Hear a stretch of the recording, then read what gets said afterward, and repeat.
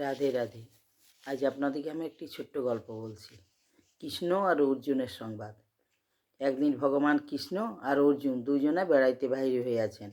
পথে যাইতে যাইতে অর্জুন দেখিলেন একজন আইলে বসিয়া কাস্তে দিয়া ঘাস কাটিতেছে, আর তাহার বগলে একটি তরবারি আছে।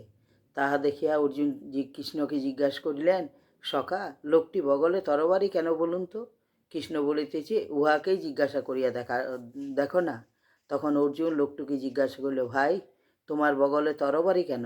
তখন লোকটি বলল, আমি 3জন লোককে দেখতে পেলে কাটিয়া ফেলিব, এই জন্য সব সময় বগলে তরবারি রাখিয়াছি। সেই কথা শুনিয়া অর্জুন বলিল, তাহারা কাহারা? তখন লোকটি বলল, প্রহ্লাদ, অর্জুন আর দ্রৌপদী। ইহাদিকে দেখিতে পাইলেই আমি কাটিয়া ফেলিব। অর্জুন চমকিয়া উঠিয়া জিজ্ঞাসা করিল, ভাই, কি জন্য ইহাদের উপর তোমার এত রাগ? লোকটি বলিল, জানেন, আমার ননির পুতুল ভগবানের চরণে একটি তুলসী দিতে কত পণ্ডিত, যোগী, মুনি, ঋষির হাত কাঁপিয়া উঠে। সেই কোমল প্রাণ ভগবানকে প্রহ্লাদ কিনা একটি থামের ভিতর হইতে বাহির করিল। তাহার কঠিন প্রাণে কি একটুও বাজিল না, তাই আমার এত দুঃখ। তখন অর্জুন জিজ্ঞাসা করলে, ভাই, অর্জুনের কি দোষ? তখন লোকটি বলে, অর্জুন আরও বেশি পাষণ্ড। ভগবান কৃষ্ণকে কিনা নিজের রথে সারথি করিল, আর কুরুক্ষেত্রের যুদ্ধে 18 বার বকাইয়া ছাড়িল, তাই তাহার উপর আমার এত রাগ হইয়াছে। তখন অর্জুন জিজ্ঞাসা করিল, আর দ্রৌপদী কি দোষ করিয়াছে?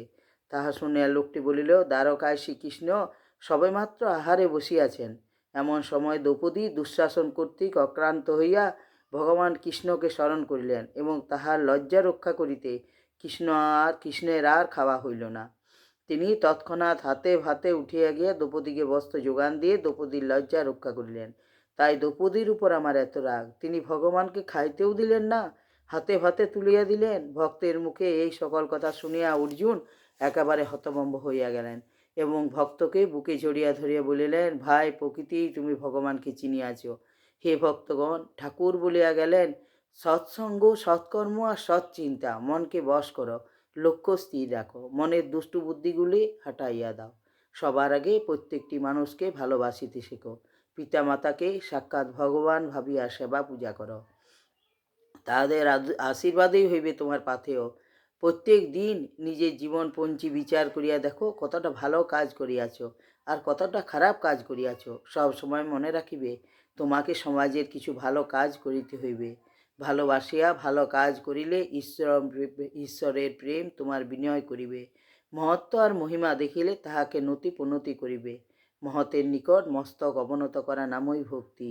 এই প্রেমরূপা ভক্তির দ্বারা তাহার দর্শন পাইবে। বিদ্যুতের 2টি তার, যোগ করিলে যেমন আলো জ্বলিয়া ওঠে, ঠিক সেই রূপ সাধন আর পরমাত্মা এক হইলে তবেই জ্যোতি দর্শন হইবে।